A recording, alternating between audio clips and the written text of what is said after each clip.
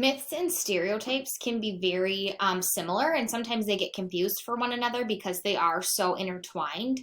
And because we're going to be learning about myths of Africa, it's important that we understand the difference and that they're closely connected too. So we hear myths all the time, right?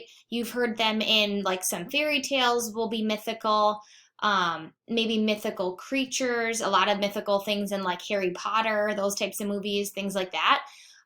So myths are things that obviously are untrue, but a lot of times over time, they're kind of passed down from generation to generation, and they can be turned into stereotypes. So stereotypes can actually come from myths because people will start to believe certain stories or certain myths, and then they will stereotype individuals based on that. So this is just an example of a myth. So real women don't do math. So this one's based on gender, obviously. Um, and some of those related myths to that statement, you're too pretty to be a math major, okay? Or you've maybe seen in some like teen movies that oftentimes the really pretty girls in the movie are maybe not as book smart, okay? They're almost like looked at as dumb, which is kind of sad. But that again is a myth that correlates appearance to intelligence, okay? But what happens from a result of those myths is kind of the important piece. So if you look at the results here, obviously this is just one example, but because of that myth that we portray a lot of the times, or we hear that girls shouldn't be as good at math as boys, some of the things that result from that are like high school girls who think of math as a male thing are less likely to go on in math and are less likely to do well in math.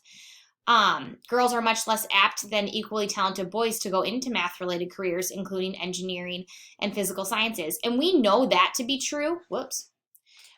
We know that to be true because we see a shortage of females in certain career areas like engineering and whatnot. Okay. So that myth that only boys are good at math has actually resulted in a decline in women joining some of those science, technology, engineering type careers.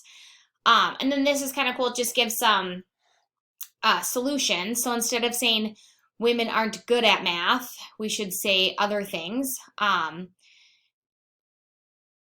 Challenge people who make those comments just because that's obviously untrue and we don't want people to believe that. And then provide girls and boys with lots of examples of women and girls who are successful in math. So when we see some of those astronauts or physicists or people like that that are female, it really challenges some of those myths, okay? Now, this is just one example of a myth. A lot of other things we think of when we think of myths is we don't necessarily think of like real life and gender. We think more of like Bigfoot or things like that, or like the Tooth Fairy, some of those fictional characters in our lives. But there are myths that we take into everyday life, this being one of those examples. And oftentimes the myths related to gender and gender stereotyping comes from history, unfortunately. But back in like the 18th century, 19th century, or not 19th, 18th or 17th century, we really saw it very common that the females stayed home and took care of the kids and cooked and cleaned and stuff like that, where the men went off to work to provide for the family.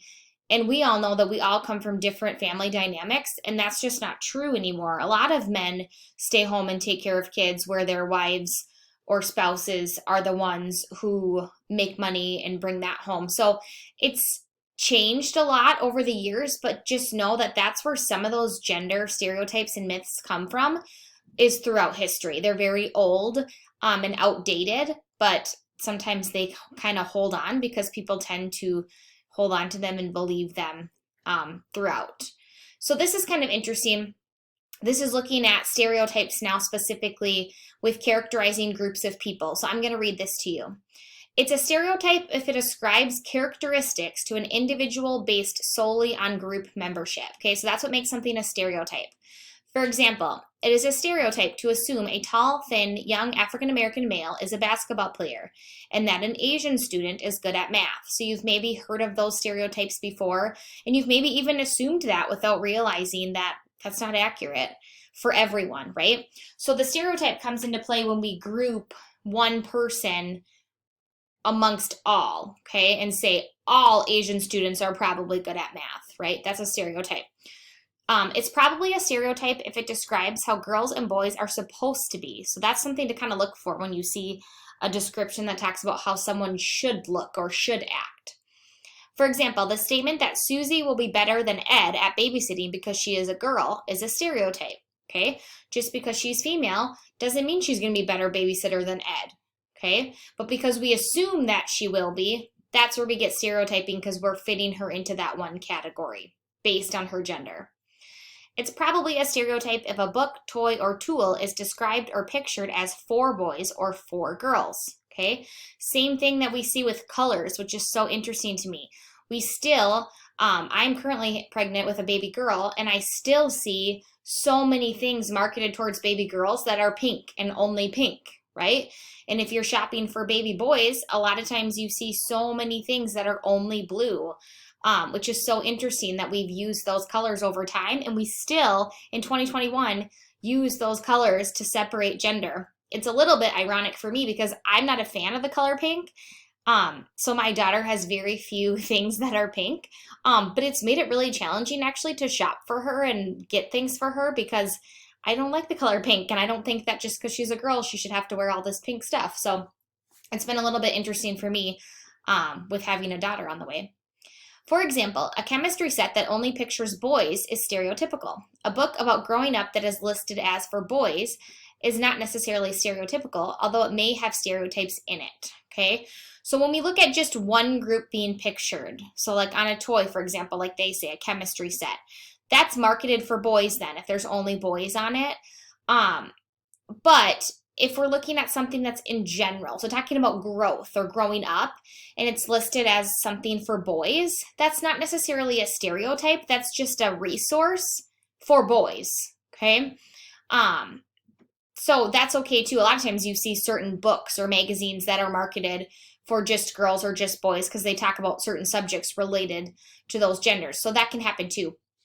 But that's just to kind of give you a glimpse into the differences between myths and stereotypes and how sometimes they are very intertwined, and that can be a little bit confusing. So next, tomorrow, or later today, depending on where you're at in your station, you're going to look at specific myths, so not necessarily stereotypes, but some of the stereotypes we think about Africa and certain people that live in Africa come from these myths. So we're going to read about a couple of different myths that oftentimes people believe to be true.